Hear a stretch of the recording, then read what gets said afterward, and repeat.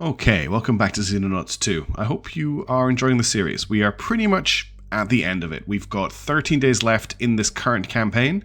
Milestone 2 is imminently about to come out, and I'm really excited to play it. Now, there was a slight issue with the start of this recording. I have actually lost a few minutes of gameplay. I did engage one of the air groups that was coming in at us with Eagle Team, and unfortunately they got shot down. So it turned out to be 3 interceptors, and they just absolutely bodied Eagle Team. So we're currently sitting here with absolutely no aircraft available because all of Hitman Team has also been shot down. Also, I'm very aware that we have some naming issues with our aircraft, and I will fix those just now because we currently have 2 Eagle 2s. So this should be Eagle 1. Let's just fix that. And then this should be Eagle 3 with a space, just so that we have a consistent naming convention.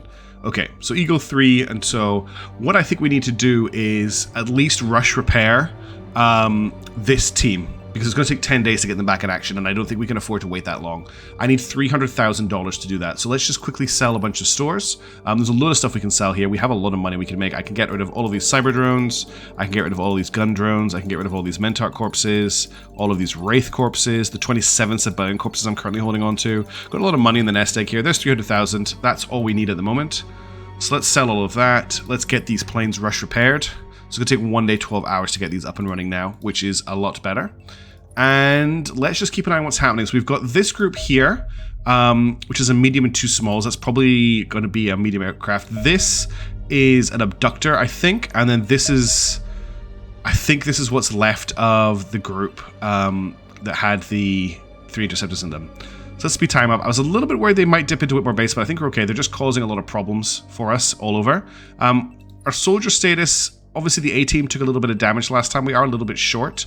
8, 9, 10, 11, 12. We've got just enough with rookies, so we're going to have to bring some rookies in. We do have our new Mars built as well, which is great, but we're going to have to bring Jake and Wise Ben along if we need a mission. I'm not sure if we're going to have a mission, honestly. We are very close to the end, and I kind of just want to see how that plays out. We have no aircraft, so I can't send anything out. Got another UFO on the radar, but there's nothing I can do about that. It's actually just these ones coming again. These are causing a lot of panic. You can see the panic in Latin America is now up to 85. This must be a bomber. I've got a feeling, and it's just strafing everything. It's just ruining this. So this is a really important note to note around about this month, is that the aliens will just start completely dominating a region if you don't have air cover on it. And you can see they're just focusing on Latin America here. And Latin America has kind of been a focus for them for most of the campaign. But there's nothing I can do about it until we get our aircraft back. And now we've reached 90 panic in Latin America, and I still can't stop it. And that's going to actually make us lose funding there. There's also a UFO potentially in operation here. Now, these guys have moved on to North America, which gives me a little bit of time, but panic's up to 98. I don't think we're going to be able to stop it, because we've got 12 hours before our interceptors are back in action. And yet they're over, and that's it. Panic in Latin America has reached critical levels. If a panic in region is 100% or higher when our next funding report occurs, that region will surrender to the aliens. Humanity will be defeated if 2 regions surrender. So that's pretty bad. The aliens have moved. That's the first major victory the aliens have had in this campaign, is they've managed to turn Latin America. Now, I think we can bring Latin America down. Okay, Hitman team are back, but those aircraft all just left. What I really need is I need to get, and I think we're constructing it, potentially, quantum array. The quantum array research is something we should have picked up a lot earlier. And what quantum array will give us is the ability to see what is in an alien group before we launch our aircraft, and we can use that to tailor the weapons to them. So for instance, you don't need lasers really against interceptors. They don't have any armor. You want to use, yeah, okay, we've now got our quantum array done. Let's just make a little bit of money. And so we've got 10 days left in the campaign. Not the most auspicious ending, but I think we've learned a lot with this campaign, and I'm really excited to get into Milestone 2. Milestone 2 has featured some very big changes to the start of the game, especially with how we deal with the cleaners, and I think it'll make for a much more tense opening. So we've actually gotten a little bit ahead of the research of the game, because there's no image for nanofabrication, but although many things have been recovered from the recently captured extraterrestrial facility, the most important of all may be the knowledge we've retrieved from their workshops. Our enemies appear to make extensive use of nanofabricators, devices capable of manipulating materials at the molecular level. Such machines can create almost anything, building up the desired atomic structure layer by layer using an array of precisely controlled lasers and magnetic fields. This seems to be the method by which the aliens manufacture substances such as alloys and alanium. Finding a way to harness this technology is therefore the only way we might hope to create these exotic materials for ourselves. Given humanity lacks much of the expertise required to design a nanofabricator of our own, we've instead decided to concentrate on gaining control over the recovered alien device. Thankfully, this has now been achieved to some extent at least. That's a huge breakthrough.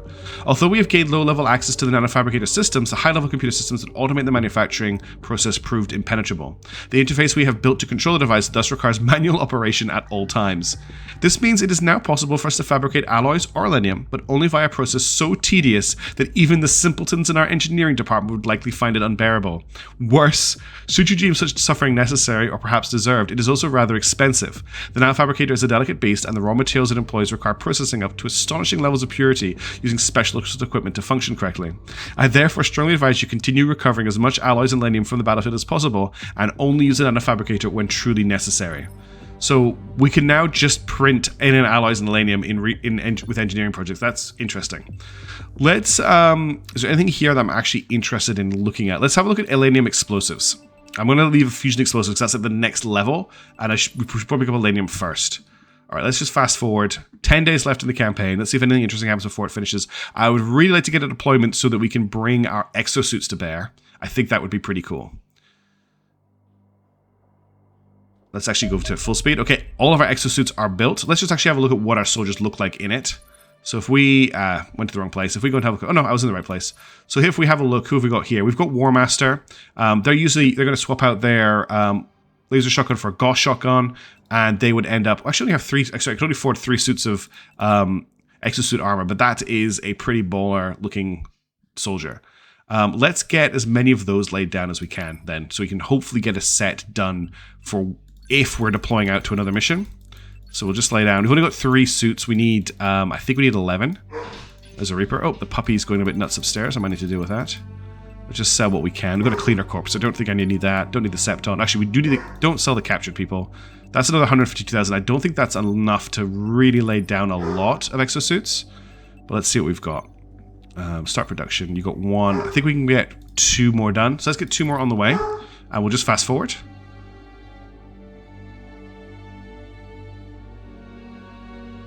Nothing is happening. The Eagle team have been brought back, and we're now out of exosuits to build.